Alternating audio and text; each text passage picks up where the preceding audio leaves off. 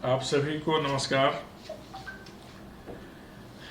कोविड-19 phase के अनंतर विज्ञान और प्रौद्योगिकी की भूमिका विषय पर आयोजित वेबिनार में हम सबके सौभाग्य से संबद्ध हो रहे Padmashri professor BS Chauhan ji, doctor Arup Das ji, professor AK Shukla ji, doctor PV Varde ji, doctor Prashant Kumar Singh, doctor RP Singh, doctor P Sridevi, doctor K Raja Rajesh और इस पूरे कार्यक्रम के मूल में रहे, इसका नियंत्रण और नियमन कर रहे प्रोफेसर भूमनाथ त्रिपाठी जी। इनके साथ ही जो लोग भी इस वेबिनार में डिजिटल प्लेटफॉर्म पर हम सबसे संबद्ध हैं, वे सभी एक बार आप सभी का स्वागत। और साथ ही हमारे साथ हमारी टेक्निकल टीम के सहयोगी सदस्यगण, हमारे OSD डॉक्टर SD त्रिपाठी। मुझे बहुत खुशी है कि एक महत्वपूर्ण विषय पर आज वेबिनार का आयोजन हो रहा है और उससे भी ज़्यादा खुशी है कि एक लंबे अंतराल के बाद प्रोफेसर BS चौहान जी का अमृत वक्तव्य हम लोगों को सुनने को मिलेगा, जो इस क्षेत्र के, इस विधा के, विज्ञान की दुनिया के लब्ध प्रतिष्ठित विद्वान और इस धरा के एक बहुत अच्छे इंसान हैं। आप सभी अन्य आचार्यगण भी हम सबके लिए बहुत ज़्यादा मायने रखते हैं, विशेषकर अकादमिक जगत के लिए, और ऐसे में भी मूल रूप से विश्वविद्यालय के लिए आप सबकी बहुत ज़्यादा महत्ता है।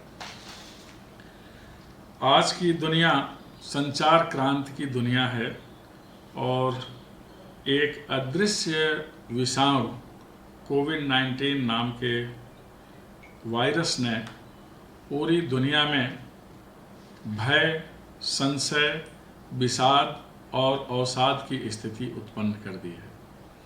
पूरी विश्व मानवता एक ही संकल्प लेकर चल रही है कि कैसे इस आपदा से हम मुक्त हों।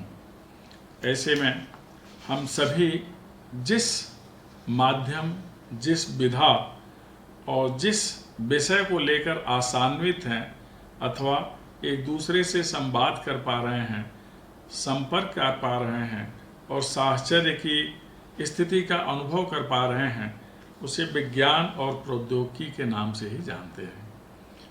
यह विज्ञान और प्रौद्योगिकी की ही देन है कि आज हम डिजिटल प्लेटफॉर्म पर एक दूसरे को देख पा रहे हैं, सुन पा रहे हैं और एक दूसरे के साथ संवाद कर पा रहे हैं, न केवल एक राष्ट्र की सीमा के अंतर्गत अपितु संपूर्ण वैश्विक फलक पर विभिन्न देशों में रह रहे लोगों के साथ, चाहे वह वैज्ञानिक संस्थाएं हों, उनके वैज्ञानिकों के साथ, अकादमिक संस्थाएं हों, उनके आचार्यों के साथ, सामाजिक संस्थाएं हों, समाज की निगरानी करने वाले लोगों के साथ, अथवा सत्ता प्रतिष्ठान के नायक महानायक हों, हम सबसे संपर्क संवाद कर पा रहे हैं। आज इस विषाणु से मुक्त होने के लिए क्या क्या उपाय होने चाहिए, इस सब का दिशा निर्देश हमें मूलतः विज्ञान और प्रौद्योगिकी से ही मिलता है। आज हम डिजिटल प्लेटफॉर्म का प्रयोग कर रहे हैं, यह विज्ञान की देन है। हमारे पास कंप्यूटर है, हमारे पास मोबाइल है, यह प्रौद्योगिकी की देन है। टीवी है, जिसके माध्यम से हम सूचनाओं से अद्यतन अवगत हो पा रहे हैं। इस विषाणु की क्या भयावहता है अथवा उससे मुक्त होने के क्या सार्थक उपाय हैं, हम सबसे अवगत हो पा रहे हैं। तो विज्ञान और प्रौद्योगिकी की ही देन है। आप सभी दक्ष लोग हैं, आपकी बातें बहुत ज़्यादा महत्वपूर्ण होंगी। PPE हो, personal protection equipment, testing kit हो, अथवा डॉक्टर लोग बाह्य दुनिया में निकलकर इस आपदा से मुक्त कराने में और हमें सुरक्षित रखने के लिए जो सक्रिय और संचालित हो रहे हों, हॉस्पिटल हों, प्रयोगशालाएं हों, जहां हमारे वैज्ञानिक और डॉक्टर निरंतर प्रयोग कर रहे हैं कि हम कौन सी औषधि बना दें, कौन सी तकनीक विकसित कर दें जिससे यह अदृश्य वायरस हमेशा हमेशा के लिए प्रभाव शून्य हो जाए और कालांतर में कोई ऐसा वायरस ना आ सके, और कदाचित आ भी जाए तो उससे बचने का उपाय क्या हो। औषध उद्योग आज बहुत ज़्यादा मायने रखता है। प्रयोगशालाओं में वैज्ञानिक प्रयोग इस दिशा में बहुत ज़्यादा मायने रखते हैं, और जो हमारे डॉक्टर हैं, हमारे वैज्ञानिक हैं, जो तेज़ी से आज जिसकी ज़्यादा ज़रूरत है वेंटिलेटर्स की, कई उद्योगों में बनने लगे हैं। तो इस दिशा में काम करने वाले लोग अभियांत्रिकी से और चिकित्सा अभियांत्रिकी से जुड़े हुए लोग हैं। तो आज लगता है कि अगर हमारे लिए संबल बन के कोई खड़ा है तो प्रौद्योगिकी का क्षेत्र है। विज्ञान ने हमें बहुत सारी सुविधाएं दी थी, लेकिन अब विज्ञान का ध्येय है कि वह हमें कवच प्रदान करे। हम एक अदृश्य वायरस जिसको देख नहीं पा रहे हैं, उसका मुकाबला भी आज हम अदृश्य संसाधनों से कर रहे हैं, जिसे हम नेटवर्क कहते हैं, संचार के लिए जो सृजित है और निर्मित है हमारे वैज्ञानिक संस्थानों में वैज्ञानिकों के द्वारा। आज हम छोटी जगह पर बैठकर भी एक दूसरे से जुड़ पा रहे हैं, संवाद कर पा रहे हैं, तो यह तकनीक और विज्ञान की ही देन है। विज्ञान विलक्षण ज्ञान है, विशिष्ट ज्ञान है, किसी भी विधा में सिद्ध होने की स्थिति है। तो यह जो सिद्धि है विशिष्ट ज्ञान की, प्रयोगशालाओं में बहुत सारे प्रयोग करने के बाद जो प्राप्त होती है, जिसकी सुविधा हम जन सामान्य तक पहुंचाते हैं, इसमें हमारे वैज्ञानिक और वैज्ञानिक प्रयोगशालाओं में प्रयोग करने वाले आचार्य बहुत ज़्यादा महत्वपूर्ण हैं। आज उनकी आवश्यकता हमें हमेशा रही है, आज कुछ बहुत ज़्यादा है। दुनिया ने भौतिक संसाधनों को, जो लाभ के संसाधन हैं, उनका बहुत प्रयोग किया, बहुत उत्पादन किया। अब आवश्यकता है जीवन रक्षक संसाधनों के उत्पादन की। अब आवश्यकता है कि थोड़ा भौतिकता से दूर जाकर हम भौतिक विज्ञान का सहयोग तो लें, लेकिन संयम कैसे आएगा, संतोष कैसे कर पाएंगे, और जो हमारे पास विद्यमान दिनचर्या के साधन हैं उनका हम कैसे सदुपयोग कर पाएंगे, हम प्रकृति से कैसे तालमेल बिठा पाएंगे। अब इसके लिए विज्ञान की आवश्यकता है। हमारे पास वैज्ञानिक प्रवृत्ति है, लेकिन हमारी प्रकृति भी वैज्ञानिक हो जाए, इसके लिए हमें प्रयोग करना है। सतत विकास की ओर ध्यान दें।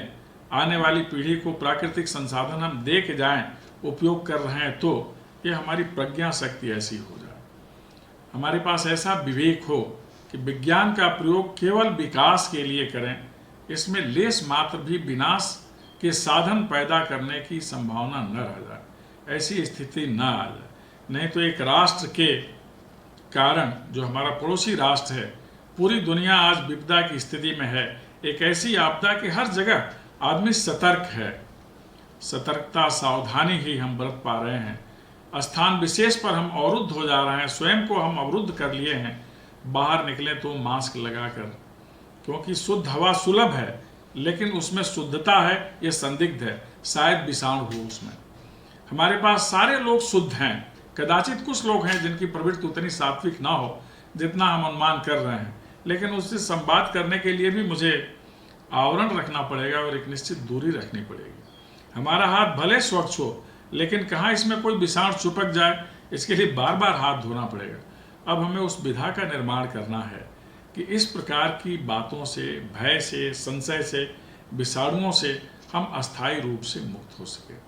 जो विज्ञान के उपादान है, डिजिटल प्लेटफॉर्म है, इसका सकारात्मक उपयोग ही हो।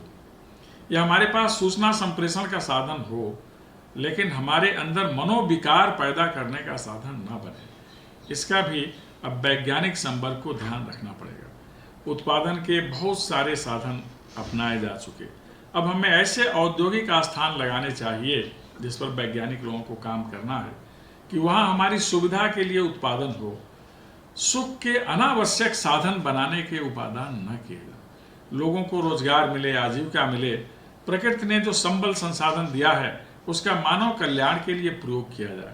आज हम सभी जानते हैं कि उदारीकरण के दौर में, संचार क्रांति के दौर में राष्ट्रों की सीमाएं शिथिल हो गई, लेकिन एक ही घटना ने पुनः सभी सीमाओं को और ज़्यादा जटिल बना दिया है। ऐसे में अगर हम संवाद कर पा रहे हैं तो सूचना क्रांति के इस उपादान से, जिसे हम डिजिटल प्लेटफॉर्म कहते हैं, इसको लेके भी बहुत सारी समस्याएं होती हैं। हैकिंग की समस्या है, साइबर क्राइम है।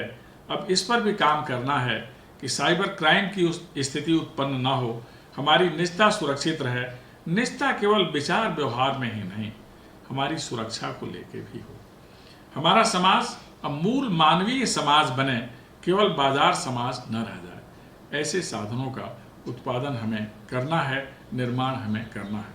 मुझे पूरा विश्वास है कि जैसे हम आज विज्ञान और प्रौद्योगिकी के माध्यम से इस वैश्विक आपदा के कारक कोविड-19 विषाणु से अपने को बचाने के लिए तैयार कर रहे हैं, उसी तरह आने वाले दिनों में इस आपदा को पीछे छोड़कर हम पुनः खड़ा हो सकें, ऐसे हमारे पास साधन होने चाहिए, ऐसा हमारे पास संबल होना चाहिए। यह साधन और संबल सुलभ कराने का दायित्व भी विज्ञान, प्रौद्योगिकी और संबंधित वैज्ञानिकों के पास है। मुझे पूरा भरोसा है कि आप लोगों की वक्तृता से हम इस लक्ष्य को पूरा करेंगे, मानवता सुरक्षित रहेगी, राष्ट्र नए सिरे से अपने लक्ष्य पर आगे बढ़ेंगे और पूरी दुनिया में शांतिपूर्ण सह अस्तित्व का सिद्धांत विकसित होगा। आप लोगों ने ध्यान से सुना, बहुत बहुत धन्यवाद।